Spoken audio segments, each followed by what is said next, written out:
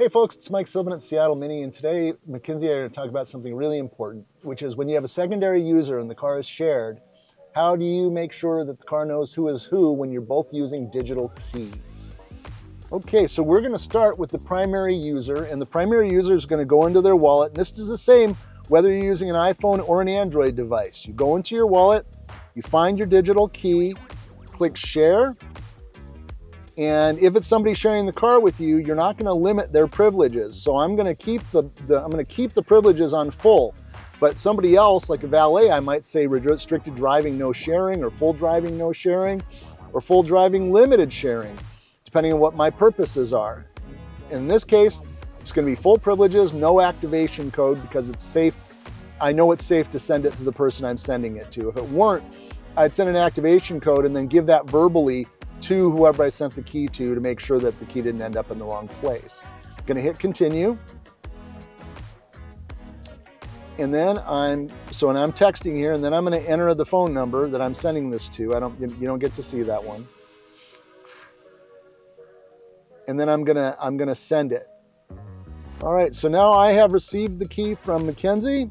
I'm going to add it to my own wallet.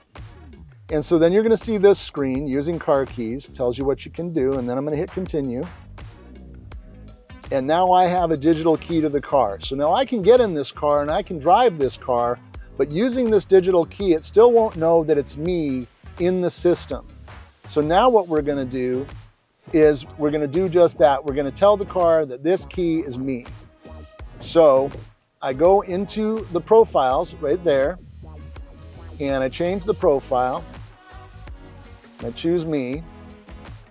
And to do this, you may need to have the other person's phone in the car with you, by the way, to change the profiles and to manage the profile. So that's your best practice. And so then it opens up, it goes out of Mackenzie's profile, it goes into my profile. Seat might move, gotta be ready for that. And the outside mirrors might move. So as you switch back and forth in the car, the rear view mirror is really the only thing you should ever have to adjust by hand, that and the steering wheel, depending on where the steering wheel is. So now we're in my profile, but my digital key on my phone still doesn't know this is me. So what I'm going to do is I'm going to go into the profiles right there, which when you first boot up can take a minute. There we go. And then I'm going to go into profile settings. See how it's searching for keys and not finding them? And then I'm gonna put Michael link to profile. And now my digital key is connected to my profile. So from forevermore, when I get in this car with just my phone, the car will default to my profile, my settings, and I'll be able to drive off and the car will never be confused. And look, I also get a surprise. Thanks for watching. I hope this helped.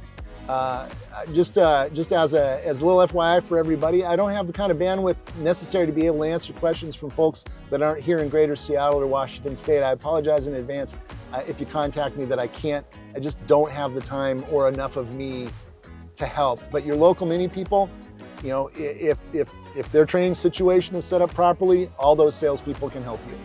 So in the meantime, if you're here and you need a Mini, reach me at 206-588-4216, 206-588-4216.